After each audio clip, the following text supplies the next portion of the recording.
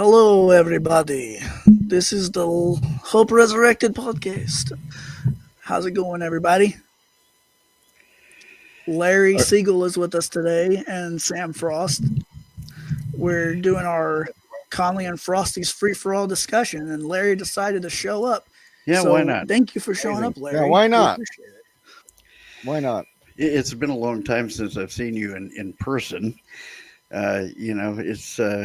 I mean, the first time we actually met in person when I was down at Disney.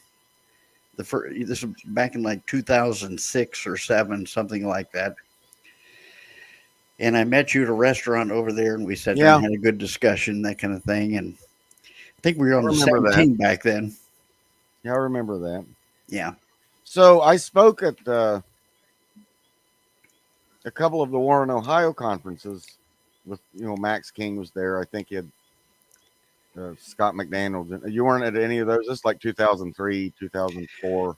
Well, after 2000, William, Don, myself, and Jack Scott, we all sort of boycotted the move that Tim was going in. And, right. Yeah. Right. Yeah. So, right. Bimillennial. Transmillennialism. Yeah. See, he was ahead of his time using the term trans. He should have waited years to go for that. It's a millennium that can't decide what era it wants to be in. Exactly. He was trans before it was cool. That's true. So I'm not sure if it ever was cool, but all I know is that for Halloween once I dressed up as a woman. I made an ugly woman. Trust me. I was an ugly woman. Anyway. Well, I had another scholar colleague of mine write me a thing. He was watching this just to clear this up because now that Larry's here, I didn't know Larry was going to be here. But to clear this up, so like this thing with Derek Lambert, who I don't know personally, I don't know. But like one of the things he was saying is that I stated that John Dominic Crossan deny, he does not endorse an apocalyptic Jesus. Yeah. And the book that I was reading out of that, I was actually, and then he says, you say right here, well, the book I was reading out of this was this book here. Yeah. Robert Hutchinson, where he says, now Bart Ehrman and Dale Allison defend an apocalyptic Jesus. But here, N.T. Wright, John Dominic Crossan, Marcus Ford, Richard Horsley, they deny that. Yeah. A scholar friend of mine backed me up on that. He said, hey, where you're getting that source from is a book, another book called The Apocalyptic Jesus, a debate. And it's Robert Miller, who I quoted in my debate, and Dale C. Allenson and Marcus Borg, and here's Bart Ehrman. And this is the book called Jesus and Apocalyptic Debate, where John Dominic Crossan is denying an apocalyptic Jesus. So, again, if and I'll just say this because I know he's watching, but if Derek Lambert, if he considers that the kind of scholarship, and attacking me personally, I never attacked him personally. I was making fun of some of his magnificent claims, like Paul never existed or whatever. And then he starts going in and attacking my credentials and my work and who I am and all the rest of it. And then things like that I'm obsessed with him and stalking him. You have to be careful with that kind of language. I work in the legal profession. You got to be very careful with that kind of stuff. You can't go around saying people are stalking you. That could be a crime. Yeah. So, and indicating that I'm gay or something because I want to be his boyfriend. In other words, his attack, I clearly hit a nerve. God forbid you criticize Derek Lambert's platform. Goodness gracious. Don't say anything bad about that. I mean, usually people are appreciative when you interact with them, about some things. Even when you make a humorous comment, I mean, it's in the right context. You know me, Larry, I can't, and Lance, I can't pass up a joke. Speaking of that, words have meanings, right? Yes, they do. We agree with that. I went into the store the other day. My wife had sent me into the produce section to get dates. And so I was looking around, couldn't find them, went up to the worker there and I said, where can I find dates? They said, have you tried Tinder? Yeah, Do that with them. there you go. Or plums. Yeah. I don't like the taste of dates personally, but she makes, smoothies out of them and puts all kinds of secret ingredients in there. I'm not sure what she puts in there. We actually, my wife is from the Philippines, and we have a don't ask, don't tell policy when it comes to the things she cooks. Oh, Because all right. they have some food that you're like, what exactly am I eating here? So I'm getting used to it though. Have you had the almost live chicken egg? No, Balut? Balut? yeah, no, I've not had balut, Balut? and I've not. I tasted Good stuff. Dineguan once. Dineguan is made out of pork blood. Yeah. No, thank Uh, you. They're yeah, so I'll say I don't really have a beef with Derek, and I'm actually kind of good friends with him at this point, I think, because we talk all the time. But I don't know. I just was trying to I gave him an option to, come on here if he wants to. I don't know if he's going to or not. He might be busy. But I gave him a little option so maybe y'all could hash it out if y'all really wanted to. But if he doesn't, that's I don't fine have too. So his shows and claims that he has on there, and the way it's like some of these guys are reading this stuff for the like ancient Near East. This stuff's been around for a couple right. of years. It's been around for a long time. right. Arguments have been met, and it's like we're reading brand new, like we're just discovering the pyramids or something. It's like, oh no, Egyptology has been around. I know some of it's to get the views, You got to be like you got to say something like Clickbait, you know. I yeah, guess. you got to kind of clickbait. I do it sometimes, obviously. Like we all Yeah. do it. He's Well, that's he's- what I was making fun of. I wasn't Yeah. attacking Derek personally. well, you did talk about his claims about Bigfoot. You know how that goes. Yeah. And so I meant, because I see know. stuff like that, clickbait, and I think of the, National Enquirer, which is the Right. king of clickbait. Before clickbait was National Enquirer. So That's true. I was just having, I didn't know he would take it so personal. I like Derek. I started communicating with him way back in, what was it, 2011 maybe, when he was first beginning to explore, preterism, that kind of thing. We had some conversations on the phone and so on. And, I came to respect him. His directionality, though, he puts together some pretty amazing compilations of things. He's talked to various scholars and so on, and it's impressive. But it's tainted. It's slanted in a direction. Yeah. Certainly we're never slanted in a direction, but the Everyone fact, is. everyone is. We all have a personal perspective on things. Absolutely. I respect him. I don't agree with the direction he went. That would likewise go for Miss Fishburne. Don't agree with the direction Strange she's group of going. people.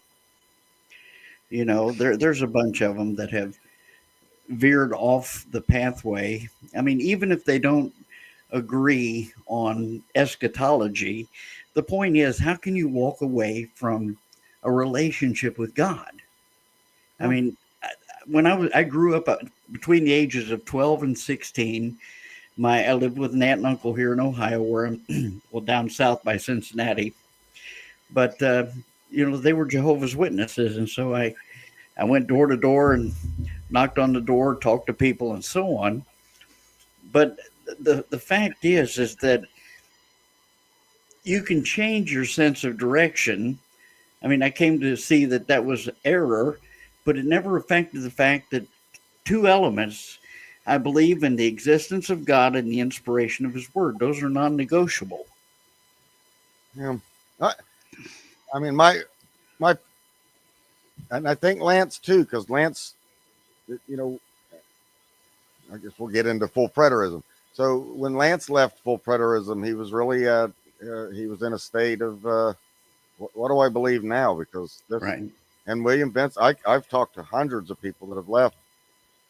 When from my perspective, when it's one thing to debate about the mode of baptism or when the millennium is or all Right. these various types of, but when you chuck out a massive fundamental plank um, and say that the church, not just a few, not just a couple of Roman Catholics over here, 500 years ago, the entire church, every Greek Orthodox, Russian, or all of them, everyone, Right. they're all wrong. That is I didn't take that statement as serious as I do now, but once you do that on such a fundamental point as this, of which Western Christian theology has been built upon, the whole structure, you can see when you pull that foundation out, the house, okay, well, what else were they wrong with? You start getting the Trinity's wrong. Maybe we can add the book of First Enoch. Maybe it's canon. Maybe Yeah. in young earth creationism. Why not? We could just start. You're just free now to just play with the Bible however you want to, because you can't appeal to any authoritative commentary, scholar, tradition. Well, You can't, because you've just blown that out of the water. That's Yeah. gone. And so now all I'm left at with least is me and my Bible, and that's it. So everybody's now an authority unto themselves. Yeah, you give them a at Bible, they least think they're a scholar. Go ahead. for me, like I had this whole problem where, I had accepted like, oh yeah, every church was wrong until we got this right. I Yeah. had that mindset for a little bit. Yeah. And then I I'm starting to like, oh, this seems like it's messed up with full preterism itself. And then it's like, okay, well, what do I do now? I guess I need to call Frost and see what he's up to and Right. talk to him about this. And thankfully Frost was there to Yeah, I at least remember. guide me down some spots, because I was like, Yeah. I don't know what to do anymore here. So, I did naturally go down the path of Eastern Orthodoxy, and I looked into Roman Catholicism a little. But I mean, I can see why someone, not Derek necessarily, but like I can see how somebody would, go down that road and then go start questioning everything and start going, okay, well, you know, uh, Michael Heiser over here, he's saying this. This is kind of, that's fine. But I still kind of think these critical scholars might be completely right about everything that they're saying. And that just discredits Christianity and sometimes even Judaism, they try to do. Sure. So, a lot of people do go down that myth vision kind of road. And, Yeah. I see why they do that, Let me Oh, ask I you a certainly question. understand why they do it. Yeah. How many times have you all been baptized? Once. Once? Yeah. When I was 8 years Twice. old. Probably Twice? twice. I've been baptized 4 times. Okay. I was baptized at the age of 16 as a Jehovah's Witness. I left that, went out to Colorado, and my older brother took me to a charismatic church. He was going to Redeemer Temple in Denver. I was baptized there. And then I started going to a Baptist church, and they were going to license me to preach. But they said, you haven't been baptized in a Baptist church. You really need to do that. So I was baptized as a Southern Baptist. And then in Texas, while I was living down there, I became a member of the Church of Christ and baptized that time. You found out there none of your baptisms counted. They didn't Until you hold me got to under. the church. The word baptism means hold them under till they bubble. Yeah, just And so, it's amazing the things that we do. Growth is a process. What we learn, what we shape our beliefs around, and how we do those things. I know that we get on here and banter back and forth as far as, well, that's a stupid view, that's wrong, this whatever. And you go back and forth, you debate with somebody. I'm a little bit concerned right now about some of the atheistic moves that are going on. I Right. think that they're focusing a great deal of attention on evil and theosophy. Tristan, he likes to bring that into the equation and talk We've about. never thought. Gee, we've never thought about that before. I was There's reading. evil in the world. Yeah, Oh gosh. I was reading Cornelius Van Til's book from 1923 on evil and theosophy. It's Yeah. an interesting book because he goes through all the different philosophies and how they approach the problem and so on. We all admit that there is evil in the world. But the problem is, they're like, well, if there is a God, then he should fix this. Well, my point would be is in Psalm 118, it says, the heavens belong to the Lord, the earth is given to the sons of men. God put us here, and we're supposed to stand for righteousness and take care of those who are being molested and murderous and so on and so forth. We're supposed to stand for the right things. What are the atheists doing? I don't see that. Christians have always established schools and hospitals and outreaches to people to help meet them where they are. I just think it's a bad argument to get involved in the whole problem of evil thing. Well, That's my opinion. I don't know. I don't think it is though, because I mean, I found that to be a problem too. Like God's just gonna let sin and evil continue forever and ever. Like that's a problem to me. I mean, it's and if you untenable. if you even read just a little bit of Second Temple literature, they're going about this all the time, where they're like, how is God going to solve this problem? And Right. usually it's through the resurrection of the dead, right? And Right. yes, some of us, we can say, oh well, they didn't have it all correct, which that's true, they didn't have it all correct, but Judaism, Second Temple Judaism, Enochic Judaism, all of them led to the Christ and his church, and all that culminates together. And Paul even doesn't delineate from his Pharisaical, upbringing, where he's like, yeah, the resurrection of the dead is going to be the end of the theodicy. I mean, he does do that. He even goes so far, and Frost might disagree with me on this because I'm going to bring up false gods, but Hosea 13, it's got like mentions of Mot, the death god of Canaan. It's got Deber, it's got Phoenician gods in it. It's got Right. Hosea 13's got all that in there, and God's saying in there, I'm going to defeat these gods, these false gods. And he even goes Isaiah 25 where he says, I'm going to eat Mot. I'm gonna literally consume death. Like I'm going to devour death. And if that's And it's like, the case, if you have that reading there, and and we know that we know that the god Thoth and Moth and all of the Right. there was no concept of spiritual death there. What was meant and, by the Canaanite god Moth was physical, Yeah. actual death, disease, and I did destruction, this. and death. That's how they would have I understood it. did a podcast on it just, an hour ago, but if you go watch it, I bring up, Genesis 26 where, or no, Genesis 25, where Isaac is praying for his wife Rebecca because she's barren, and Right.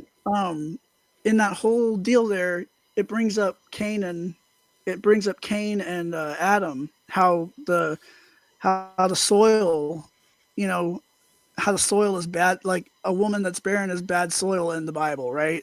It's a little sexist, obviously, but there's a point to that where Paul uses it in a sense for the resurrection of the dead, because what comes out of that kind of barren wasteland, that death, is going to bring forth life if God is involved in it. Well, So like in terms of what was going on during that, I mean, starting with Genesis 3:15 was the seed promise, and then Abraham chapter 12 and so on.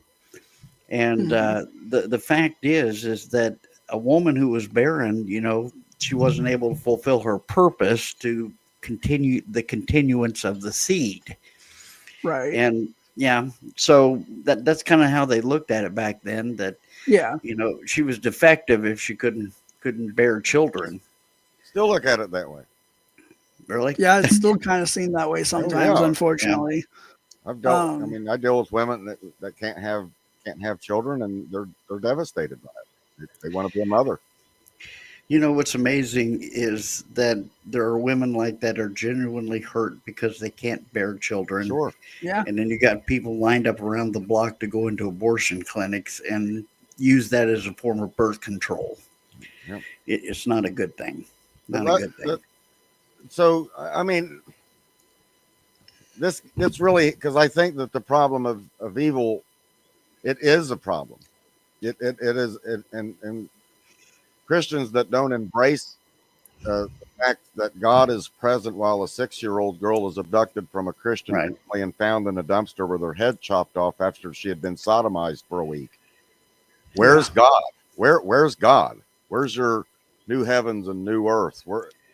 You're not embracing the actual tears and pain, and to minimize that or to escape from it or to say, well, it's spiritual death. See, I work in jail, so I'm right. in 25 hours a week, and those ideas just don't fly there. These guys I mean, are because like, brutal abuse. Some of them, Yeah. some of the stories I'm hearing, it brings tears to my eyes. Right. And they're like, "Where's your God at?" And I've got to answer. That's Job stuff. This is not easy. Where is God? Yeah. Well, in Genesis, that, you know, in Genesis chapter 1, where God creates man on the 6th day, there, man was created in God's image and according to his likeness, that man would be an imager, that he would be a representative of God's glory, and he gave us a sense of, I know you don't agree with this, he gave us free will to make decisions. And if you look at the unseen realm, the spiritual realm, you know, there was rebellion there among the heavenly beings. You know, you got Genesis chapter 6 verses 1 through 4 with the events there. And I know that, you know, from about 400 AD, the view on that sort of shifted to saying it was the seed of Seth rather than angelic beings not keeping their habitation. And then you got the events of the Tower of Babel. Genesis 1 through 11 is foundational to understanding the purpose of God. And even within the spiritual realm, God allowed them to decide to either love him out of their own choice or to rebel against him with consequences. So I understand. So I see where that's trying to go, but here's Job. I'm doing everything right.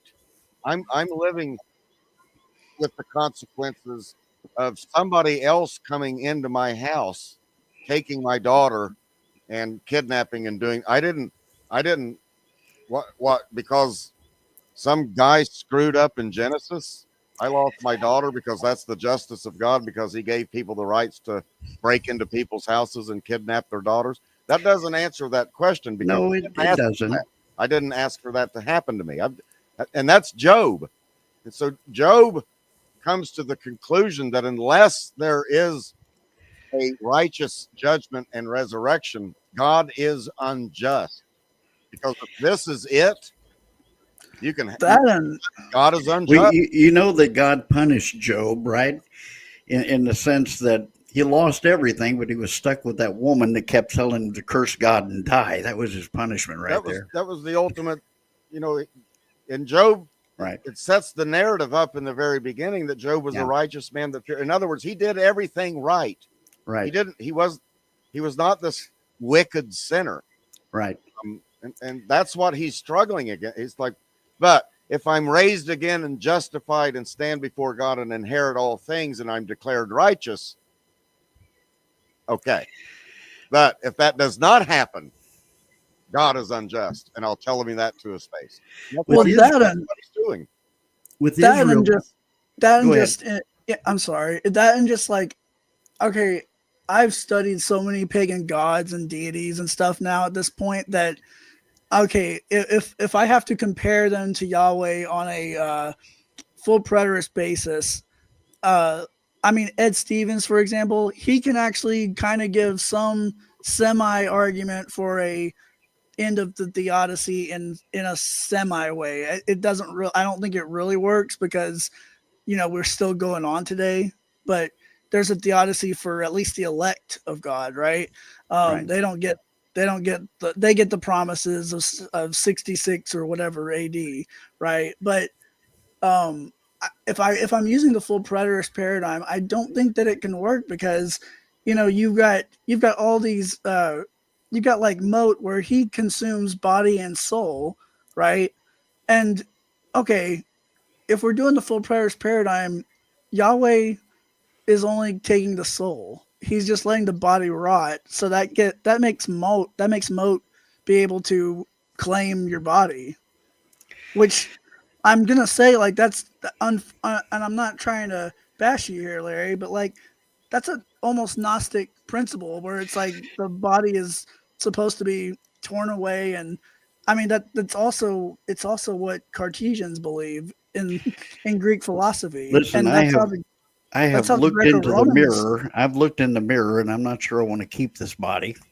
But the fact here's let's put it this way: Does the does God's having let this go on for 4,000 years or 6,000 years, however long it's been, does that mean that there's no justice? Does that mean that God is somehow not in charge? That He's not, you know, just? Well, right there, if this is all there is and there is no final justice, then yes, that's Job's charge, is that Yeah, God is, because how do you account for the wicked prospering and the righteous suffering if there's no resurrection?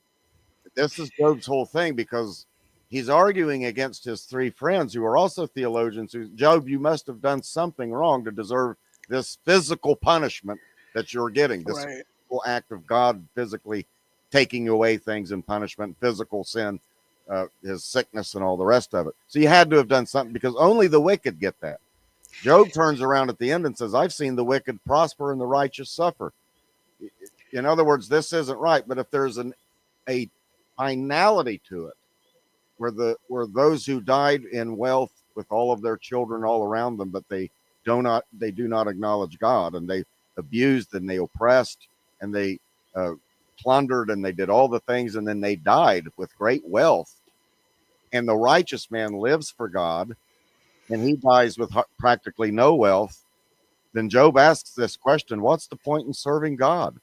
If we both go to the grave and our bodies are maggot food, who then what's the point? Well, There is no the point. point is that I've never seen a hearse with a U-Haul behind it. The fact is it doesn't matter how much wealth or accumulations you have in this life, you can't take it with you when you go. Yeah, but Yeah. you sure had a good. I mean, wouldn't you rather be Hugh Hefner if there's no afterlife? Wouldn't you just rather be Hugh Hefner and stop going to these stupid churches on Sunday? Well, So you what's the know, point?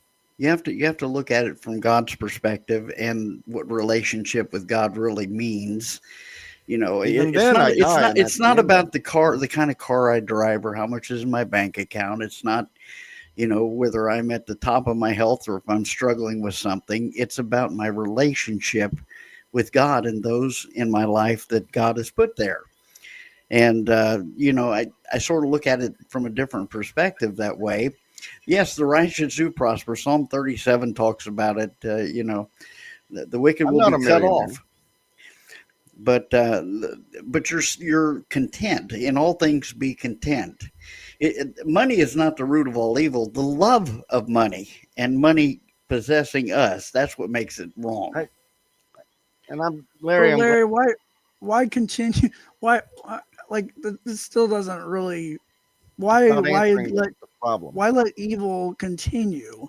Because if God is just letting evil continue and just letting wickedness continue, does that really make him just at all? God's whole purpose in putting man here was that man might choose to love him and to have a relationship with him. Despite the concepts of some of the aspects of Calvinism and so on, I believe that God wants to draw us in based on who He is and what He's done, not to be coerced in that direction. And freedom of the will and freedom to act and freedom to choose God.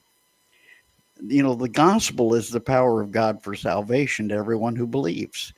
The gospel is where the power comes in. And yes, we see suffering around us. We're, like I said in the beginning, God gave dominion to Adam. He put him in charge, Adam and Eve. And that psalm says the earth or the heavens belong to the Lord, but the earth he's given to the children of men. We're responsible for making sure that righteousness is what dwells in the land. God's put us in charge of that. We can't defer that and say, well, things are really bad outside. Sure hope God gets around to fixing everything. That's a rapture theory idea. It's going to get bad and God's going to catch us away and somehow let us escape. It's not a rap, because even if you're Eastern Orthodox like Lance is, who believe, has an idea of free will, or you're more determinist like I am, Right. Lance and I and Arminius and Calvin all believed in a finality of justice. So free will Yeah. in and of itself does not solve the problem of evil, because again, somebody's free will came in and got my 6-year-old daughter, kidnapped her, sodomized her, and left her for dead. I didn't ask for that. Right. So where's your God and righteousness? Where's your image of God? And we're all free will and all this. But if there's no finality or no final justice or rectification that takes place for that specific evil event, there is justice with God. Where You was can talk God about when God all day Cain long. killed Abel? Where was God when Cain That killed will Abel? be rectified. Abel will be raised from the dead, and Cain will Well, be judged. It will I be believe he rectified. has And God been. also Not God also yet. told Cain. Not God yet. also was there. God also was there with Cain, because he goes to Cain and says, "You can He repent." actually talks to Cain. Yeah. Yeah, he actually talks He's to not an Cain and tells atheist. him he can repent. Whatsoever a man soweth, that also shall he reap. It's a law of sowing and reaping. It's never been repealed. God will take care of these things. I believe in the justice and righteousness of God. We look at the world through our eyes. We look at what goes on through our own perspective, but God sees all the perspectives. He knows, He's omniscient. He knows all the circumstances. Somebody will say, "Well, is what's his name over there saved?" Well, it's not my determination to to say one way or the other, because God sees the bigger picture and knows the heart, and He knows what the person's like. So, yes, there is justice. Yes, there is righteousness. Yes, there is a reckoning that goes on. The writer of Hebrews says it's appointed for a man once to die, but after this, the judgment or judgment. There's no definite article there. But the fact is that your fate, your destiny is sealed based on how you lived, what you did, what you didn't do at the point of death, physical death. And that So, Larry, can I ask you this though? It says in Genesis 3, it gives the curses and what happens with the curse, right? Mm-hmm. And it says Adam is cursed from the ground, and the ground is cursed because of it. But then Paul later, he says that when Christ comes back, that curse is supposed to be lifted in Romans 8. Because he says the Well, creation groans to change. He says the creation groans to be changed. And Second Peter also does it, where he says like it's going to be changed. So you I need to just do a study of the word creation as used in the scriptures, because it's not talking about birds and slugs and bugs. It's talking about people. Jesus told I don't agree with that. Jesus told neither the did the Jews. disciples in Mark 16:15, go into all the world and preach the gospel to the whole creation. He's talking about I people. don't agree. I don't agree with that, because even in Jonah, he says, "Do you have any mercy for even the livestock?" Like, and Yeah, Jesus God, says like he cares about the sparrow. I mean, God calls creation good. So why does he not give a crap about it in the New Testament? Creation, the physical earth was not the problem. The problem was the relationship with God had been affected by the entrance of sin and the yeah, but effects even of the earth sin. became polluted. It says this Yeah, in even the Genesis earth 6, becomes Leviticus polluted. 9, Leviticus 18. It says it over and over again that even the earth became polluted. The reason why they expelled the Canaanites is because even the earth, the land itself became polluted, using the language of Genesis 6. And So, in other furthermore, words, God created His order, and then He hands it over to us rebels, and He's not doing a very good job of converting us if He's like the light or something, because the majority of human beings don't want anything to do with Him. So your and religion is a why give minority. all It's these a minority why give among all 8 these billion Torah people. commandments? Like, why give all these Torah commandments about oh, you need to do this to purify the air, water, and sea and the ground around you. Like, why do that? Like, I know it's to make sacred space, but why bother? There's nothing that can be done about it apparently, because like when Christ comes back in 70 AD, he doesn't seem to do jack squat. He just Nothing lets changed. some Romans Well, massacre some Jews, and that's the it. people who read Second Peter chapter 3, where the heavens burn up and the earth is destroyed, you know, and God makes a new creation, a new heavens and a new earth. A lot of Right. people believe that that's the destruction of the material universe and God starts all over again. God has put man in charge of the planet. But I was reading your book on the parousia, by the way, and you made some comments in there about creation and some of those things.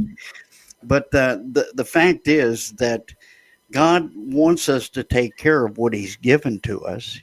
You know, we're responsible to be good stewards. You know, we don't want to pollute. We don't want to, ruin the planet on which we live. Although, All that we do. well, Yeah. listen, man, human beings. I mean, so God's not. I mean, so basically what you're saying is this: I'm God. I'm all powerful. I know everything. I know everybody. I created the sun, the moon, the stars, creation, the cosmos, everything that the James Webb telescope's seeing, and all that. I'm going to put man in charge. He's going to screw it up. Oh, well, too bad. Not much I can do about that. Well, the point is, God. In other words, it's almost like a deistic. God is the one who. Very God is the bad. one who set the boundaries. Yeah. Of His own rules. He wound up the clock and then he No. just let it fly. God cannot lie. For example, the fact is that God did something a certain way to accomplish a certain purpose. You know, we're responsible for the resources that we have in our life, for the people around us, for the environment, those kinds of things. We have to take care of those things in every way that we can. It's our responsibility. But the fact is that God placed us here to do that. We don't do that. Why not? We don't want to. Yes, we do. We do. Haven't you ever seen those people hugging the trees out there?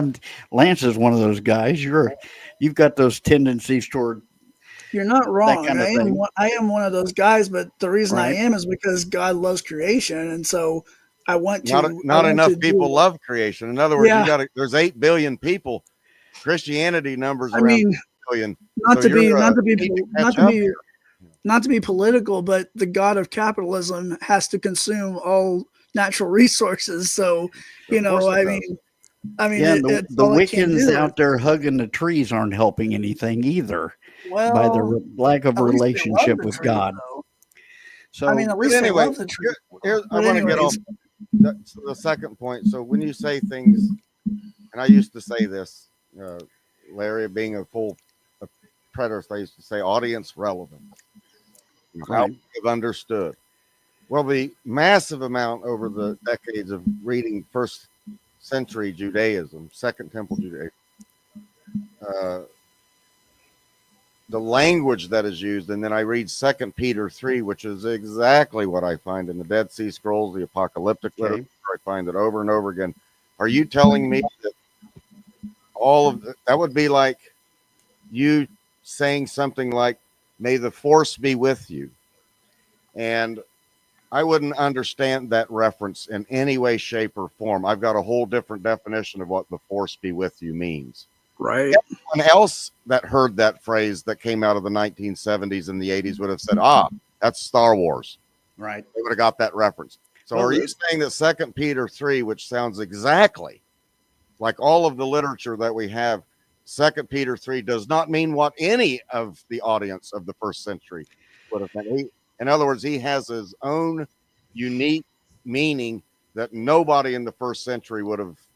No, absolutely not. Because it's like Michael Heiser says in his writings that, if in order to understand the Bible, we have to think like a first century Second Temple Jew.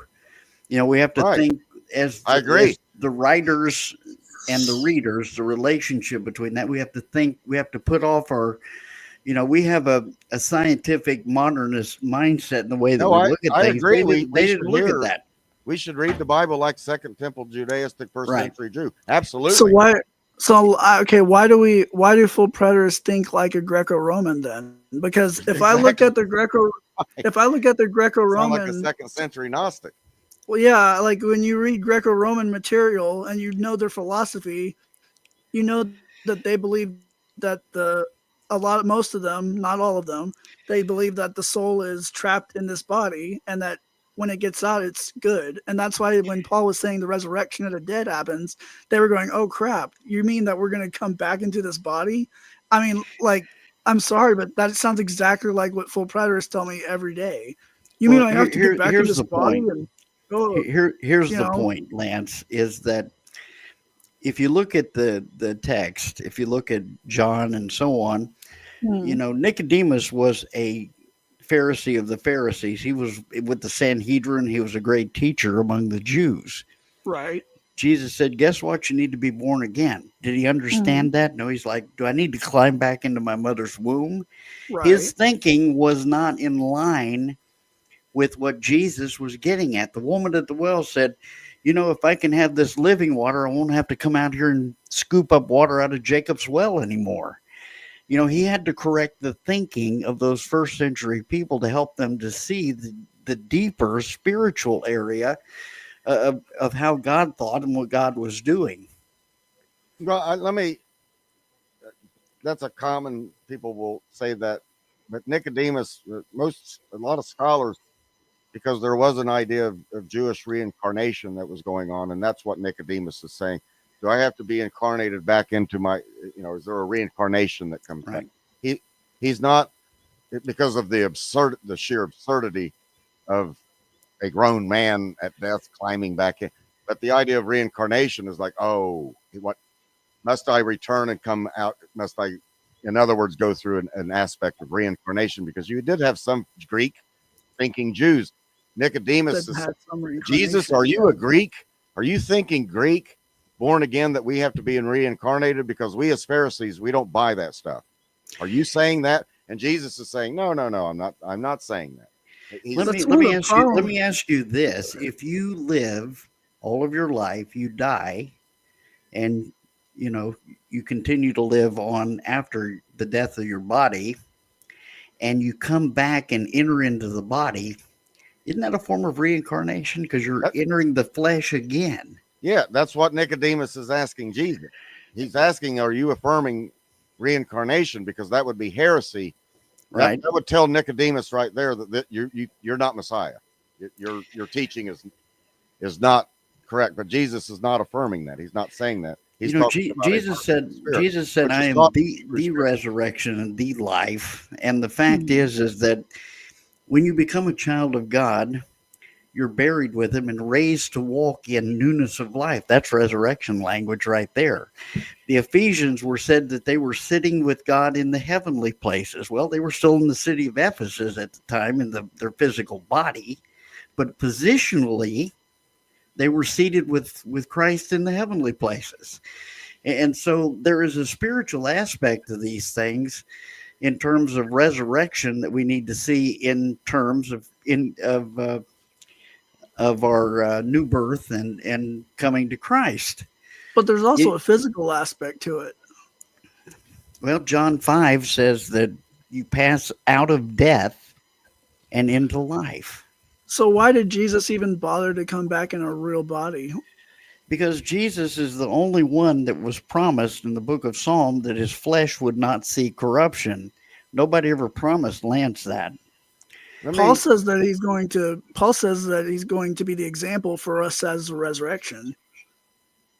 And then he Jesus, even, and then he, hold on, and then he even quotes Hosea and Isaiah, like I said before, which they quote Canaanite death gods that claim body and soul. Which, okay, for Paul that seems to make sense because the Pharisees also had a resurrection of the dead, where hey, the what dead are did going to Jesus come back. what did Jesus do that made him worthy of physical death? Which sin did he commit? The wages of He didn't sin is commit a death. sin. Okay, he did nothing. He died an innocent, Hmm. and he fulfilled the things that were related to the law. He didn't have to die physically, but he did, and so God brought him out of Hades and resurrected him. Well, let me say something. You mentioned Ephesians, and Don was going back on this, and he was kind of he wasn't answering the point. Tristan as to usual. credit was hammering the point. I hammered the point too toward Finley. So when Paul wrote Ephesians, that was about 20 years before 70 AD.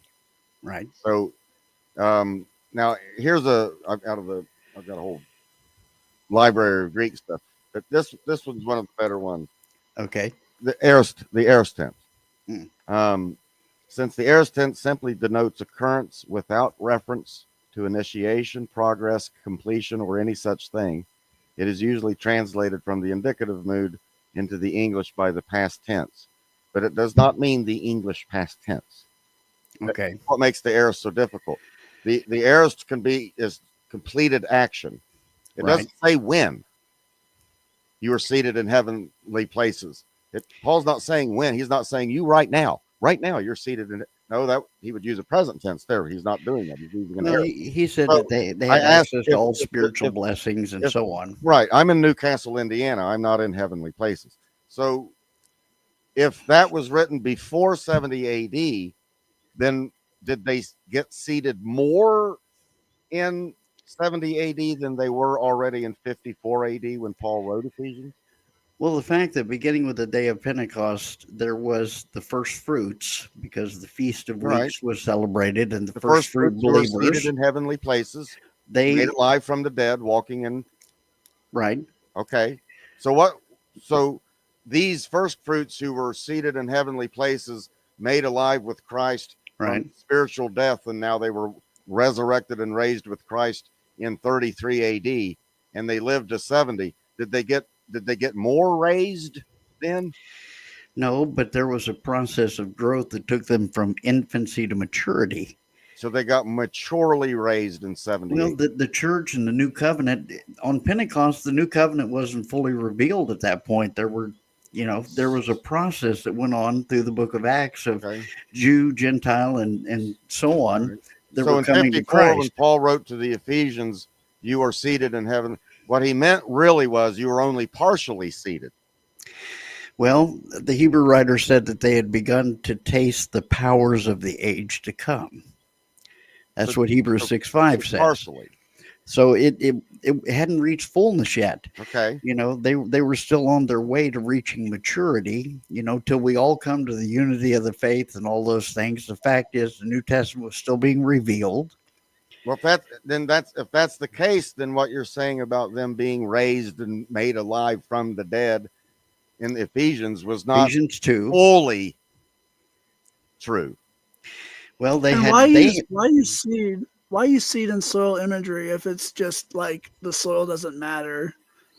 Yeah. I mean, honestly, it like whatever, it's a metaphor, but like it doesn't even make sense. Like it's trying to give something physical and spiritual there, which that's what pneumaticos soma is, because otherwise it would just say pneumaticos instead of putting a soma there, but I have in church, all theology, whether it's Eastern Right. Orthodox or Catholic or Protestant, those great men and women that have spent decades thinking and writing about this kind of stuff to the furthest degree that you can, Right.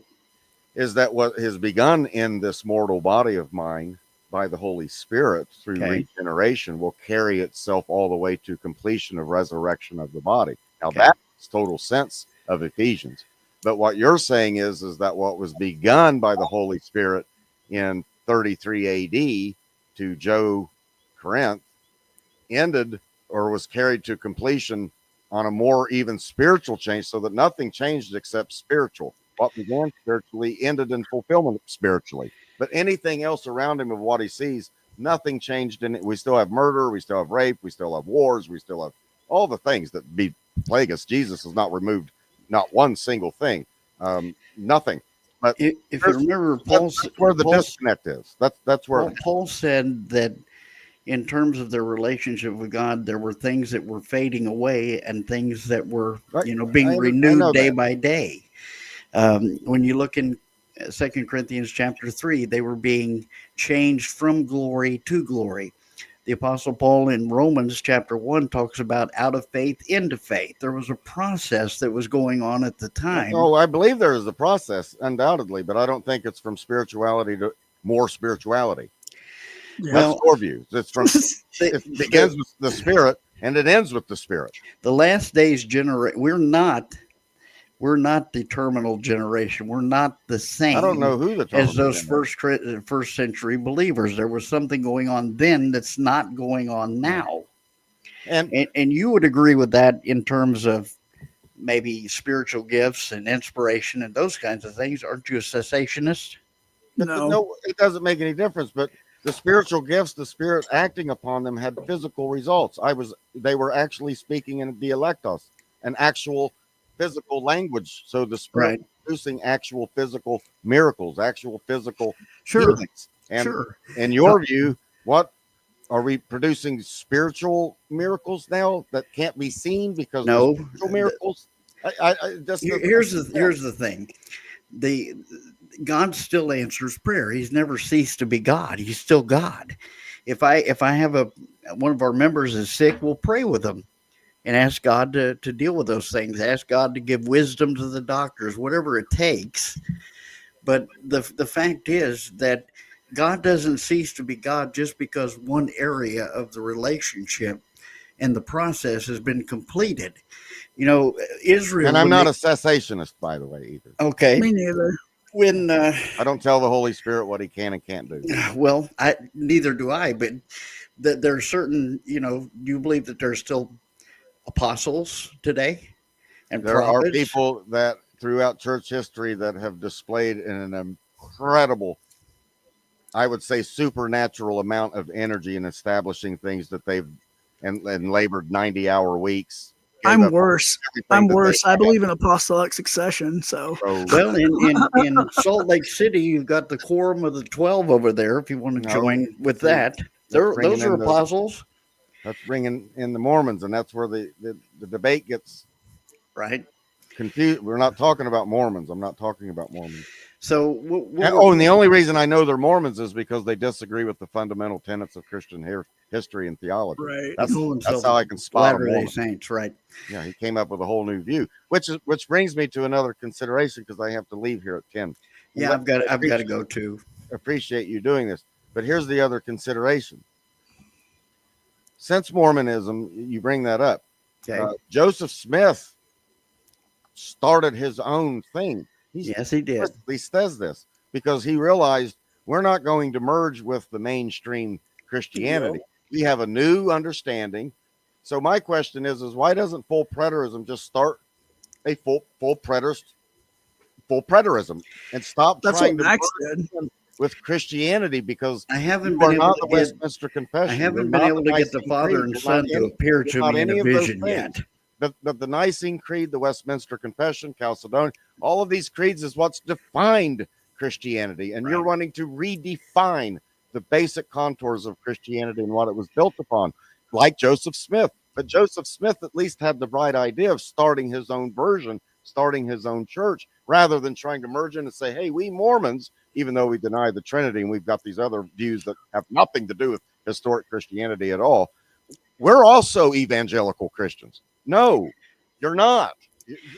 You're distorting the very historic definition of what a historic Christian is. But if you understand that inspiration ended at a particular period of time, God's not still inspiring new books of the Bible, right? That it's not happening that way. That he's not giving us brand new teachings that we didn't know for 1900 years either. He said in Jude, it says the faith which was once for all delivered to the to the saints. The gospel was preached to every creature. That Paul said he preached the whole counsel of God. So there wasn't stuff being added that was unknown in terms of those things. But the fact is, God finished some things, just like when Israel left Egypt, right? God provided for their every need. Their clothes didn't wear out. They had manna to eat. They had all that miraculous stuff that was going on. But you know what? When they crossed the Jordan River and went into the land, God says, guess what? The manna is going to cease now. You've got trees over here and crops to raise and everything else. There's a purpose for the miraculous to establish something. And I believe that that's what took place in the first century during the last days. Even using those examples, whether we're Eastern Orthodox, Catholic, or Protestant, we all realize, even Jews realize, that the manna ceased. We universally recognize this. Right. We don't universally recognize 70 AD. In other words, what you're saying is God prepared this whole big thing, came to 70 AD, and then Jesus returned, the resurrection of death. The whole thing happened then. And then he left it up to us to still scratch our heads and debate and say, wait, what happened? Whereas we know when the manna was cut off. We know when that happened. Every Jew will tell you the manna was cut off here in the book of Numbers. You can go right and see it. No more manna. We all agree on it. Everybody agrees. 70 AD, we're scratching our heads debating whether or not Jesus raised the dead. That's a critical. And then he said, everybody will know that I come back. And for 1900 years, we didn't know. So how is that God's big plan to give us dominion to take care of his creation and to bring in righteousness and justice if we don't even know that he raised the dead? Yeah. In other words, you can see where Derek Lambert and others, and Alan Bondar, who is a personal friend, right, talked about this. He was left with those kinds of questions, and he couldn't answer them because it made no sense that a God this powerful would leave the most stupendous of all events, 70 AD, and most Christians don't have a clue. We're trying to fix that. You're not doing a good job. But by the way, on another subject along this line, I was looking today, and there was a paper that was put out several years ago. There are 18 different versions or more of full preterism, 18 different variations of the view. Which one is correct? A small group with that many interpretations. That's crazy. And Larry, I do have to let me say this, and I've said this to Lance. Lance can back this up. I've not ever disparaged you personally. Because you and I did get close.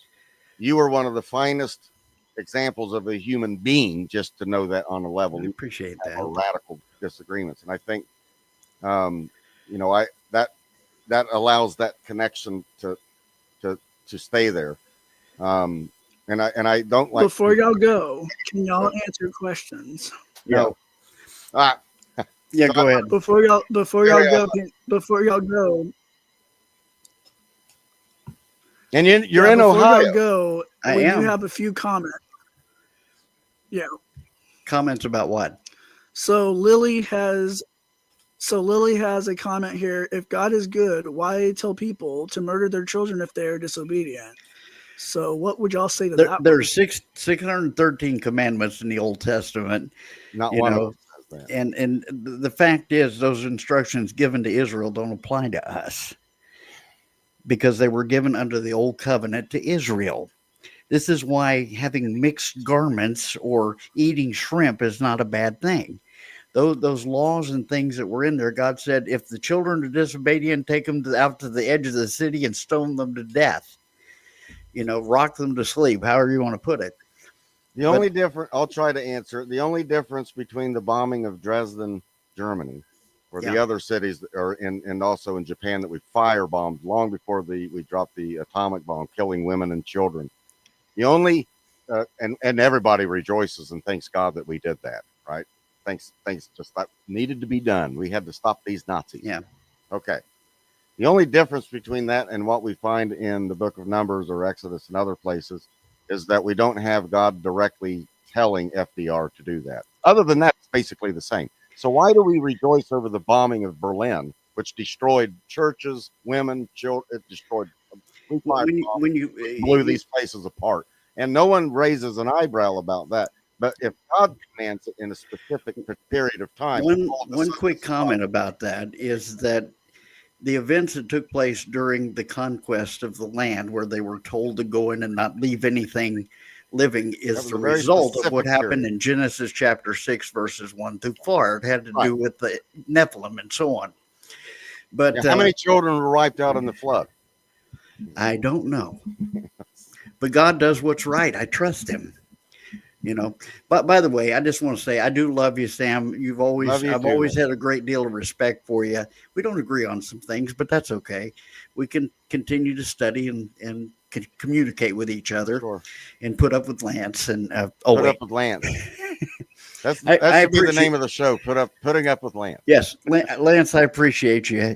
Let me be on your program, and you know, I don't agree with you on some things, but you and I agree on Psalm 82 and other things. So you know, I'm not way out there. I agree with the No, divine I don't think counsel. you're one of the ones that's wandering. You noticed too within full, as we did when I was a full preterist, and you and I would talk incessantly. Yeah, Notice these trends going on. Like Larry, we can't. These guys are losing their minds here. yeah. You know. There's a lot of things I disagree with. There are those who deny the existence of the supernatural in terms of demons and angels and those kinds of things that are missing the point. Well, listen, I appreciate you letting me be on your program. We'll do this again sometime, and maybe we can pick a specific subject or aspect of something, and we can follow it and discuss it. I That sounds appreciate good. the kindness. I try to be nice to you, Larry. You're actually a good guy. So It's hard to be mean to I me. got, so I'm friends with Larry and I'm friends with Daniel Rogers. So Well, there you go. I'm not a complete butthead to awful preterists. So I there see. you go. I only have a few. I can name them on one hand. You know, Roderick Edwards. I only have a few like enemies that just I can't do. If I've I never been able to I understand vomited Roderick gold, yeah. it would be Yeah. wrong. That's true. So if someone asks about young Earth creation, I'm a young Earth creationist. Right. And I'm Yeah, not getting Sam into that. is I'm not getting into that right Yeah, maybe in another podcast, Sam can explain that to us, Lily. So hopefully that'll work. So let's see. The other comment is what the first century audience expected has nothing to do with what the scriptures meant. The majority rejected him. The remnant understood. now. Okay. That doesn't answer the question. Yeah. Why is the second Exodus so difficult to understand? Delivered by Passover first. Given law, betrothal, marriage contract, and those who endure to the end accomplish the salvific marriage process. I actually don't have a problem with the second Exodus stuff. N.T. Wright Second and Exodus is very Brant good. Pitre, they have some really good stuff that you should read. Right. St. Sizzle. Still going on though. And they're not full preterists. So, Right. maybe, but give them a chance and read them and, tell me what The you first think. Definitely Exodus read was Tom 40 Wright. years. The second Exodus was 40 years. You got to read Mike Sullivan's book. No, Oh, no, you that don't. guy. Please don't. Oh, he would be the other guy. Yeah. Yeah. One of my other guys. You have a good night, both of you. God bless. You too, Larry. All right. And I have to leave myself. Lance, thank you. No problem. Thanks, Yeah. Lance. We Have a good appreciate one, it. brother. Bye. No problem.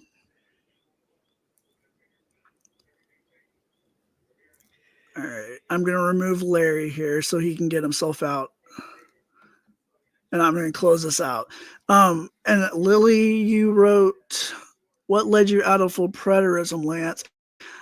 I'll answer that next time. So, because we have talked about it. So we'll talk about it the next one. Well, anyways, thank you all. I thank Larry and I thank Sam for coming on the show. And we're going to try to have more of these. We're going to do the Conley and Frosty free for all discussion number 3. I don't know when we're going to do it, but we're going to do it. So anyways, hope you liked it. If you like it, hit like, subscribe, and that's it. God bless you. And y'all have a good rest of the week.